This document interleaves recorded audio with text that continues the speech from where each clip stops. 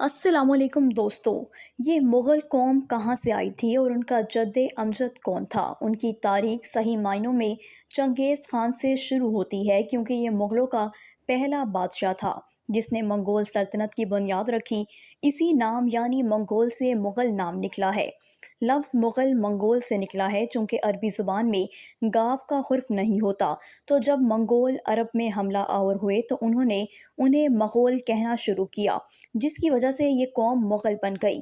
مغل یا منگول موجودہ منگولیا، روس اور چین اور خصوصاً وسط ایشیائی سطح مرتفع صحرائے گوبی کے شمال اور سائبیریا کے جنوب سے تعلق رکھنے والی ایک قوم ہے۔ مغل اردو زبان میں جنوبی ایشیا کے قبیلے یا ذات کا نام ہے، جس کو فارسی اور عربی میں مغول لکھتے ہیں۔ بھارت، پاکستان، افغانستان اور بنگلہ دیش سے تعلق ان لوگوں کی ایک بڑی تعداد موجود ہے۔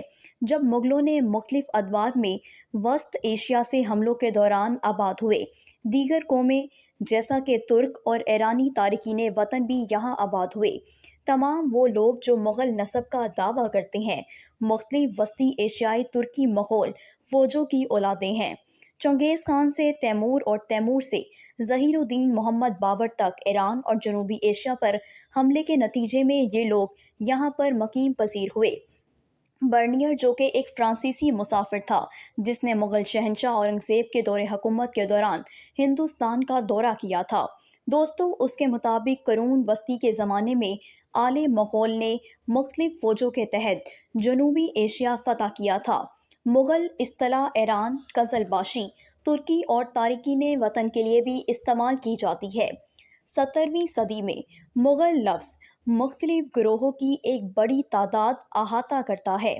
عام طور پر بھارت کے تمام مرکزی ایشیائی تارکین وطن ازبک، چغتائی، تاجک، برلاس، قازق، ترکمن، کرغازستان، اویغور یا افغانوں کے تارکین وطن کے لیے بھی استعمال کیا جاتا ہے۔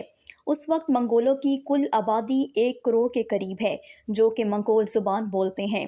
منگولیا میں کل 2.7 ملین، چین کے ملکہ صوبے میں 5 ملین اور روس میں 1 ملین منگول موجود ہیں۔ تاریخ عالم مغول کی اولین مشہور شخصیت چنگیز خان، جن کی پیدائش 1160 اور وفات 1227 میں ہوئی تھی، اس نے چین کے مشرقی ساحلوں سے لے کر یورپ کے وسط تک ایک عظیم سلطنت قائم کی۔ دوستو، یہ تاریخ عالم کی سب سے بڑی سلطنتوں میں سے ایک تھی، جو مغرب میں ہنگری، شمال میں روس، جنوب میں انڈونیشیا اور وسطی کے بیشتر علاقوں مثلاً کہ افغانستان، ترکی، ازبکستان، کرغزستان، آرمینیا، روس، ایران، پاکستان، چین اور بیشتر مشرق وسطیٰ پر مشتمل تھی۔ مغول یا منگول سلطنت 13ویں اور 14ویں صدی میں ایشیا میں قائم کیے گئے۔ یہ سلطنت مشرقی یورپ تک پھیلی ہوئی تھی۔ 1206 میں چنگیز خان نے اپنے آپ کو مغول قوم کا حاکم اعلان کیا تھا۔ جب وہ 1227 میں مرا تو وہ وسطی ایشیائی شمالی چین اور مشرقی فارس کا کچھ حصہ فتح کر چکا تھا۔ چنگیز خان کے بعد اس کے جانشینوں نے فتوحات کا سلسلہ جاری رکھا تھا، یہاں تک کہ منگول سلطنت مشرقی یورپ سے مغربی ایشیا تک پھیل گئی، جس میں مشرق وسطیٰ اور وسطی ایشیا بھی شامل ہے۔ دوستو، مغلوں میں دوسرا سب سے بڑا بادشاہ امیر تیمور لنگ تھا، جس کی پیدائش 1336 میں اور وفات 1405 میں ہوئی۔ تیمور ایک منگول قبیلے برلاس سے تعلق رکھتا تھا۔ برلاس قبیلہ قیادت قبیلے کی ذیلی شاخ ہے، جس کا چنگیز خان کے خاندان سے قریبی تعلق تھا۔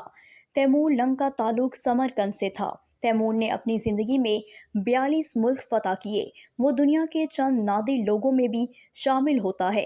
فتوحات کے وسعت کے لحاظ سے تیمور کا شمار سکندر اعظم اور چنگیز خان کے ساتھ دنیا کے 3 سب سے بڑے فاتح سپہ سالاروں میں ہوتا ہے۔ فتوحات کی کثرت میں وہ شاید چنگیز سے بھی بازی لے گیا تھا، لیکن وہ مسلمان ہونے کے باوجود خون ریزی اور صفاقی میں چنگیز خان اور ہلاکو خان سے کم نہیں تھا۔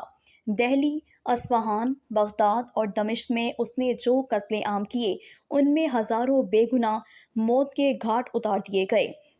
دوستو، وہ انتقام کی شدت میں شہر کے شہر ڈھا دیتا تھا۔ خوارزم، بغداد اور سرائے کے ساتھ اس نے یہی کیا۔ صرف مسجد، مدرسے اور خانقاہیں غارت گری سے محفوظ رہتی تھیں۔ حقیقت یہ ہے کہ اس معاملے میں منگولوں کی طرح وہ بھی اللہ تعالیٰ کا عذاب تھا۔ اب ہم پاک و ہند کی طرف آتے ہیں۔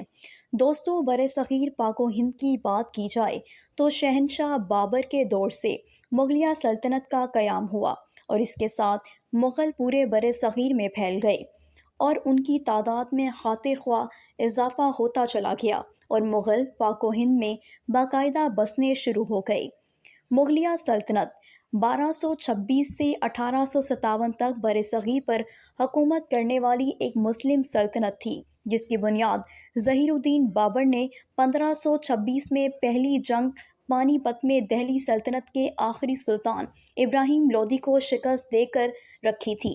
مغلیہ سلطنت اپنے عروج میں تقریباً پورے برصغیر پر حکومت کرتی تھی، یعنی موجودہ دور کے افغانستان، پاکستان، بھارت اور بنگلہ دیش کے ممالک پر مشتمل خطے پر ان کا دورہ تھا۔